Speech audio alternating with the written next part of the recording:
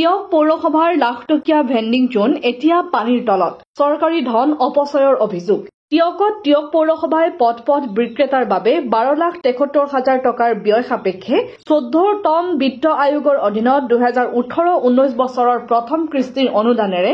নগৰৰ মাজমজিয়াত 94 মিটাৰ দৈৰ্ঘ্যৰ এটি ভেণ্ডিং জোন নিৰ্মাণৰ আবণ্টন দিছিল আৰু 2021 চনত এই কাম সম্পূৰ্ণ কৰিছিল আশা কৰিছিল এই ভেণ্ডিং জোন অৰ্থাৎ বিক্ৰী এলেকাৰ উন্নয়নে পথ বিক্ৰেতাসকলক ব্যৱসায়িক পৰিৱেশ উন্নত কৰি টিয়কবাসীৰ বাবে সম্পূৰ্ণ শৃংখলাবদ্ধ আৰু পৰিষ্কাৰ পৰিৱেশত বজাৰ মুকলি হ'ব কিন্তু বৰ্তমানে এই ভেণ্ডিং জোন বাৰিষা পানীত বুৰ গৈ আছে অপৰিকল্পিতভাৱে নিৰ্মাণ কৰা এই ভেণ্ডিং জোন তেতিয়াৰে পৰা অব্যৱহৃত হৈ পৰি আছে বাৰিষাৰ প্ৰথমটো বৰষুণতে সোলাৰ লাইট সহ অন্যান্য সুবিধাযুক্ত অত্যাধুনিক এই জোনটোত একাঠু পানী নিৰ্মাণৰ কিছুদিনৰ পিছতে বিকল হ'ল সোলাৰ লাইট ইপিনে নিতৌ 4-লেনযুক্ত পথৰ কাষৰ পথৰ ব্যৱসায়ীসকলক পৌৰসভাই উঠাই পঠোৱাত ব্যস্ত যদিও ক্ষুদ্ৰ ব্যৱসায়ীসকলক কোনো নিৰ্দিষ্ট স্থান নিৰূপণ কৰি নিদিয়াৰ ফলত পথৰ দাঁতিতে প্ৰতিদিনে বহিছে বজাৰ যাৰ ফলত ভয়ংকৰ দুৰ্ঘটনা সংঘটিত হোৱাৰ শংকা প্ৰকট হৈছে উল্লেখযোগ্য যে উক্ত জোনটো নিৰ্মাণৰ সময়তে ৰাইজে নিৰ্মাণ কাৰ্যত থকা আখুৱা দেখুৱাই দিছিল যদিও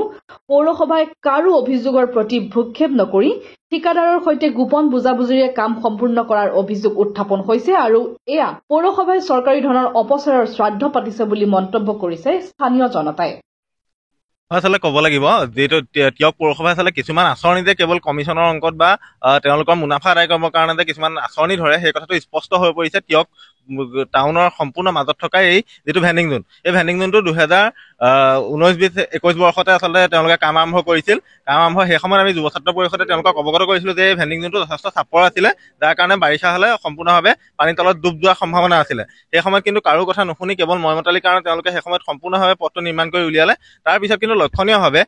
4 লেন হল 4 লেনৰ কিনাৰ আসলে যিসমূহ অস্থায়ী ব্যৱসায়ী আছিলে তেওঁলোকক এভেকচন কৰি খেদি পঠিওৱা হ'ল আৰু এই পথটো নিৰ্মাণৰ লক্ষ্য আছিলে যিসমূহ অস্থায়ী ব্যৱসায়ী আছিলে তেওঁলোকক ইয়াক সংস্থাপনৰ ব্যৱস্থা কৰা কিন্তু লক্ষণীয়ভাৱে এচাৰি বৰষুণত এইটো আঁঠুৰ ওপৰত পানী হয় যাৰ কাৰণে ভেণ্ডিং জোনটোত আজি তাৰিখতো কোনো এখন দোকান খুলিব পৰা অৱস্থাত নাই গতিকে আজি এই বৰষুণ ছাতিৰ পিছত যিসমূহ পদপথৰ পৰা পৌৰসভাই এভেকচন কৰি পঠিওৱা দোকানী আছিলে তেওঁলোকৰ ঘৰখনত আজি তাৰিখত আচলতে এসাঁজ ভাত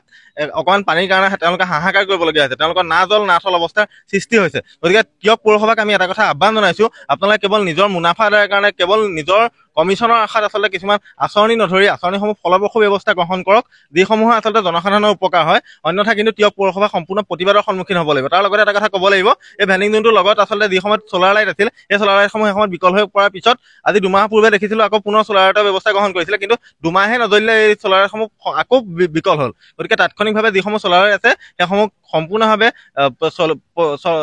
পোহৰ দিয়া ব্যৱস্থা গ্ৰহণ কৰিবৰ কাৰণে আমি আহ্বান জনাইছো অন্যথা কিন্তু প্ৰতিবাদৰ সন্মুখীন হ'বলৈ আপোনালোক সাজু হৈ থাকক নিউজ ডেস্ক ৰিপৰ্ট টিয়ক